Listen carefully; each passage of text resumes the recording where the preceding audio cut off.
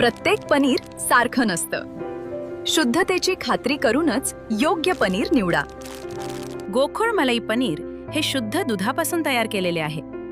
त्यामुळे त्यात नैसर्गिक दुधातील फॅट, प्रथिने आणि कॅल्शियम भरपूर प्रमाणात मिळते. काही पनीर वनस्पतीजन्य तेल, स्टार्च किंवा इतर घटकांपासून तयार केलेले असू शकते. म्हणून ग्राहक म्हणून जागरूक व्हा आणि पनीर घेताना गोकुळच मागा. शुद्धतेचा विश्वास, चवीचा आनंद. आजच घरी आणा गोकुळ मलाई पनीर. सावंतवाडी विधानसभा मतदारसंघाचे आमदार माजी मंत्री दीपक केसरकर यांच्या वाढदिवसानिमित्त रक्तदान शिबिर, रुग्ण अंकुर केंद्र आदींना खाद्यवाटप, वृक्षवाटप आदी विविध उपक्रम राबवण्यात आले. तसंच केक कापून वाढदिवस साजरा करण्यात आला. दीपक केसरकर यांच्या कुटुंबियांकडूनही वाढदिवस साजरा केला.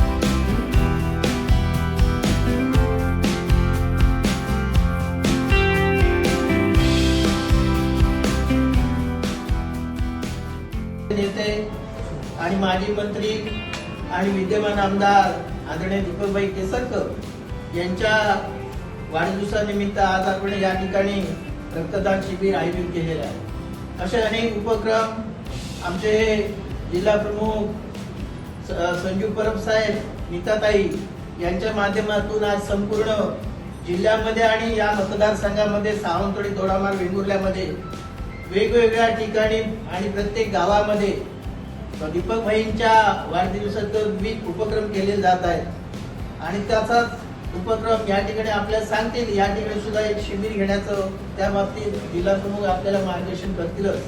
आणि असा नेत्याचं आपण काम करत असताना या ठिकाणी आज देवासुदेजींच्या माध्यमातून रक्तदान शिबिर आणि आपण सगळे सहभागी झालात. नगरसेवक आणि शहरातले सर्व कार्यकर्ते आहेत आणि रक्तदान म्हणजे एक प्रकारे आपल्या मनुष्याला किंवा माणसाला एक आधार देणं आणि त्याला एक चांगल्या पद्धतीने आरोग्य त्याचं असू दे किंवा जीवदान देणं हे सगळ्यात महत्वाचं काम आपण या ठिकाणी करतो.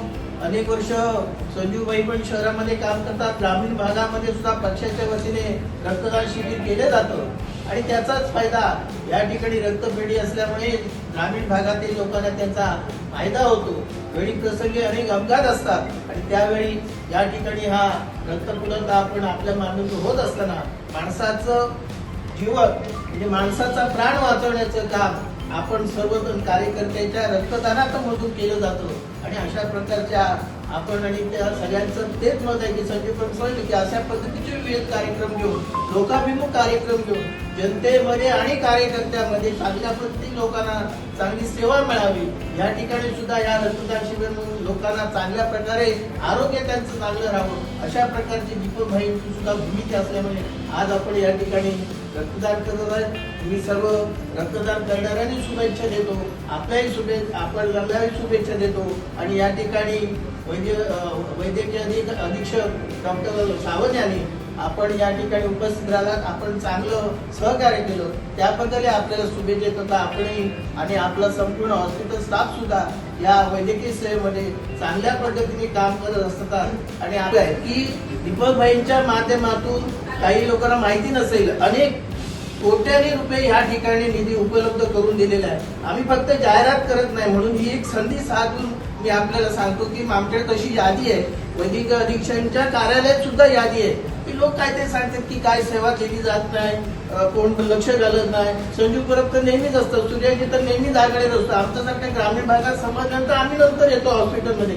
अशा प्रकारे रात्रंदिवस 24-48 तास सेवा देण्याचं कार्यकर्त्यांचं काम निश्चितच प्रेरणादायी आहे आणि अशा प्रकारे या हॉस्पिटलसाठी दीपक भाईंनी सुद्धा अनेक प्रकारे मोठे साहित्य रूपात असू दे, पैशाच्या रूपात असू दे, आमदार निधी असू दे, शासकीय निधी असू दे, अनेक निधीमधून या हॉस्पिटलमध्ये सुविधा उपलब्ध केल्या आहेत। काही अडचणी आहेत त्या निश्चितच होणार आहे, हे संपूर्ण महाराष्ट्रामध्ये सुद्धा यापुढे वैद्यकीय काही डॉक्टर स्टाफ नसतो ते पण सुद्धा करण्याच्यासाठी स्वतः जिल्हा प्रमुख सुद्धा प्रयत्नशील आहे आणि आपण या ठिकाणी आला चांगल्या प्रकारे ते चांगल्या प्रकारे योगदान देण्याचं काम केल्याबद्दल आपल्याला शुभेच्छा व्यक्त करून मी या ठिकाणी थांबतो।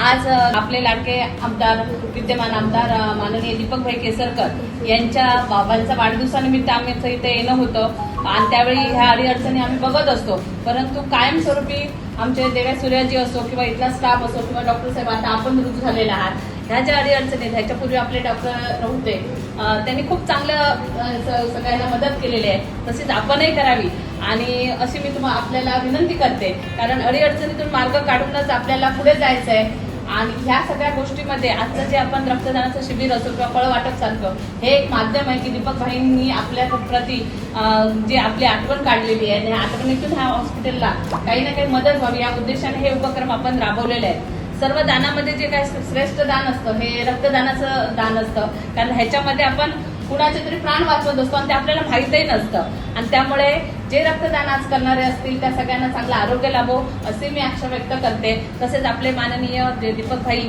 यांनाही चांगलं आरोग्य लाभो आणि त्यांच्या हातून अनेक चांगल्या सुविधा इथपर्यंत आपल्यापर्यंत राजकारणाच्या माध्यमातून पोहोचू दे अशी मी ईश्वराकडे प्रार्थना करते। दीपक भाईंना वाढदिवसाच्या लाख शुभेच्छा देतो, त्यांना उदंड आयुष्य आरोग्य पाटेकर देव अशी पाटेकरांनी प्रार्थना करतो आणि देव्या सूर्याजी आणि देव्या सूर्याजीच्या टीमचं सुद्धा अभिनंदन करतो की त्यांनी दीपकभाईंच्या वाढदिवसादिनी हा एक सुंदर उपक्रम जो समाजाला उपयोगी आहे असा उपक्रम साधला, म्हणून देवा सूर्याजीच्या आणि देवा सूर्याच्या टीमचं अभिनंदन।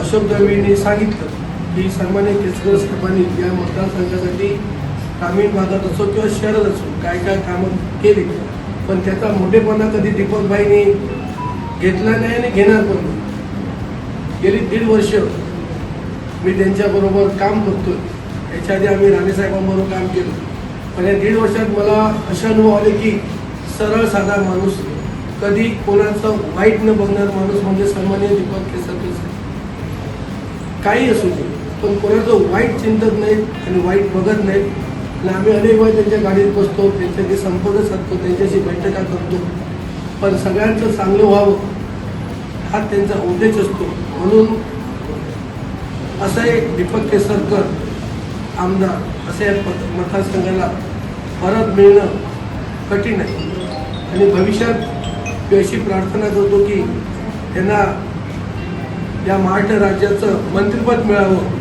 अशी मी पाटेकरांनी प्रार्थना करतो आणि निश्चितपणे मंत्रिपद त्यांना मिळेल अशी मला खात्री आहे। त्याच्यामुळे त्यांना वाढदिवसानिमित्त याच शुभेच्छा देतो की त्याने उत्तरोत्तर त्यांची प्रगती हो आणि त्यांच्या ज्या ज्या काही मनात इच्छा आहे त्या पूर्ण हो।